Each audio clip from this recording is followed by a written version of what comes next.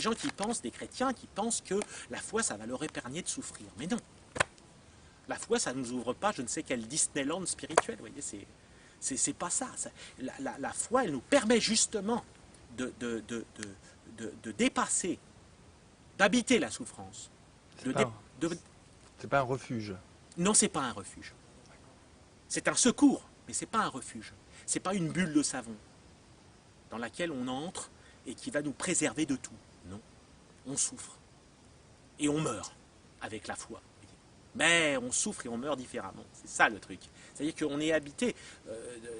Claudel disait, Dieu n'a pas, avec le Christ, n'a pas supprimé la souffrance. Par contre, il est venu l'habiter. C'est autre chose. Mais on peut dire ça de tout, pas seulement de la souffrance, de toute notre humanité. Il n'est pas venu changer d'un coup de baguette magique. C'est pas non plus une fée. Hein. Ni un Père Noël, ni une fée, vous voyez, hein, c'est pas une fée, c'est pas quelqu'un, hop, tout d'un coup, un petit crapaud, hop, il va devenir super, enfin voilà, une super fée, vous voyez, hein, c'est pas un con, non. Pas d'un coup de baguette magique. En tout cas, pas d'un coup de baguette magique. Si, il va nous transformer, mais pas d'un coup de baguette magique. Il va nous transformer moyennant l'espace que notre liberté lui offrira. Vous voyez ? L'espace que peut lui offrir notre liberté, qui est justement faite pour son amour, qui est faite pour lui. Seulement, et cette liberté, la seule chose qu'il nous demande, c'est de ne pas faire obstacle à son amour. Autrement dit, de le laisser nous aimer, de le laisser faire, et de le laisser nous transformer. Et toute la vie spirituelle, toute la vie chrétienne, c'est justement cela. Est-ce qu'on va se laisser faire par le feu? Est-ce qu'on va se laisser investir par le feu? Et en même temps transformer dans le feu, jusqu'à devenir feu soi-même, feu d'amour, vive flamme d'amour. Alors si ce ne sont pas des actes moraux au sens bourgeois du terme, comme vous le disiez dans une autre émission, qu'est-ce que c'est se laisser faire par Dieu dans la voie thérésienne et peut-être même voilà. dans un sens plus universel. Plus universel et tout à fait, et dans le sens chrétien, universel, catholique, puisque catholique ça veut dire universel du terme. Se laisser faire, ça va être de laisser le feu de l'amour, ou alors, un autre terme qu'emploie la petite Thérèse, c'est les flots de tendresse infinie de Dieu déborder en nous, dans notre âme.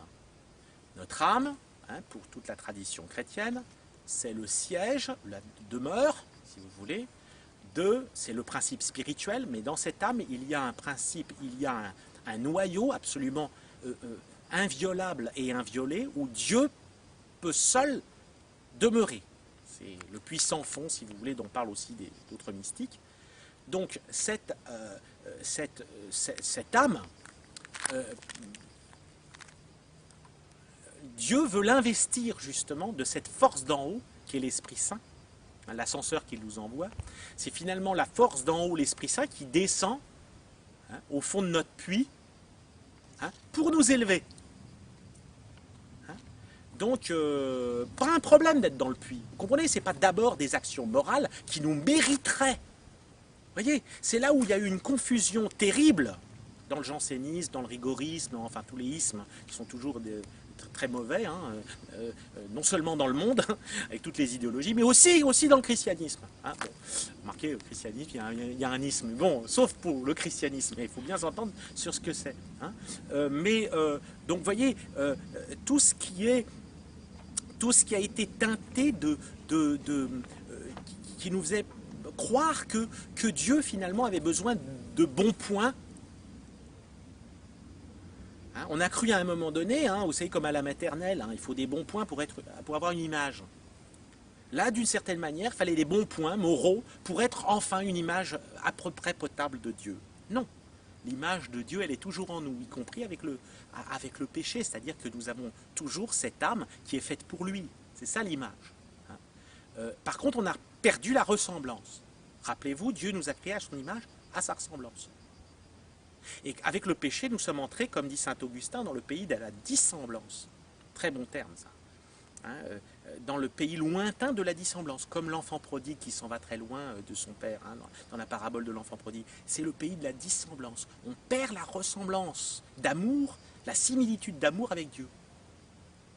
Par contre, l'image, le fait d'être homme et d'être capable d'intelligence, de volonté, etc., Dieu ne nous retire pas. Ça fait partie de notre création.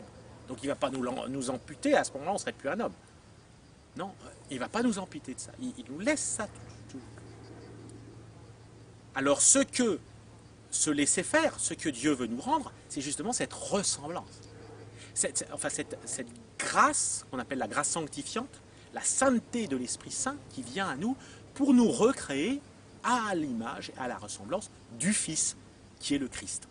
Donc ce laisser faire, ça va vouloir dire accueillir, recevoir l'amour dont nous sommes aimés et que nous révèle le Christ, accueillir cette force d'en haut qui est l'Esprit Saint, la présence de l'Esprit Saint, les consolations de l'Esprit Saint, les dons et les vertus de l'Esprit Saint, voilà, les vertus de l'Esprit Saint, justement des vertus divines, des dons et des vertus de foi, d'espérance et de charité, des moyens que Dieu va nous donner lui-même pour qu'on puisse grandir en lui. Vous comprenez ? L'enfant, effectivement, le petit enfant, eh bien, il va rester toujours petit, il sait que rien ne lui sera dû, mais en même temps que par les dons que Dieu lui fera, il pourra grandir dans l'amour.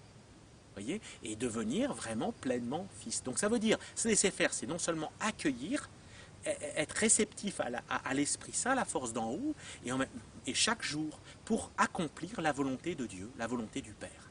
Comme Jésus l'a accompli. Père, non pas ma volonté, mais la tienne. Donc ça veut dire une volonté qui est une volonté d'amour. Ça veut dire aussi que, si vous voulez,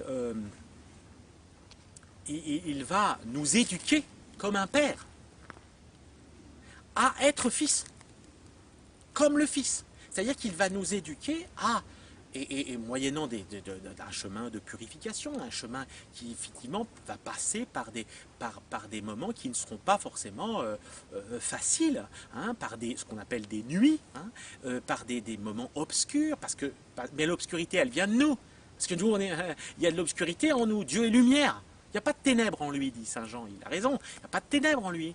Dieu est lumière, il est amour et lumière. C'est nous qui ne sommes pas amour ni lumière. Donc effectivement, Dieu, en même temps, va nous faire percevoir nos zones d'ombre. Se laisser faire, ça va être aussi accepter de voir ces zones d'ombre. Et accepter aussi de changer. Accepter qu'il fasse la lumière et qu'il nous donne les moyens de guérir. Que sont les sacrements aussi, que sont la vie de prière, les sacrements, la vie. Vous voyez, tout ce qui est toute la foi qui va être construite par cet amour débordant, surabondant du cœur du Christ. C'est le Sacré-Cœur, vous voyez, c'est l'année liturgique, donc après de l'été en tout cas, pas l'année liturgique, enfin disons toutes les grandes solennités de l'été, du printemps et de l'été, dans l'église se terminent par la fête du Sacré-Cœur. C'est très beau, après avoir vécu la fête du Saint-Sacrement, la fête de la Sainte Trinité, etc. Le dernière grande solennité dans l'église, c'est la fête du Sacré-Cœur. Comme si l'église voulait lui dire, mais c'est là que ça doit aboutir, tout doit aboutir au cœur du Christ. Ce cœur qui a tant aimé les hommes, tant aimé le monde, voyez, qu'il a voulu de se donner par amour, voyez, de Dieu qu'il était, alors qu'il n'avait pas besoin de se donner. Donc, c'est mesurer la libéralité divine,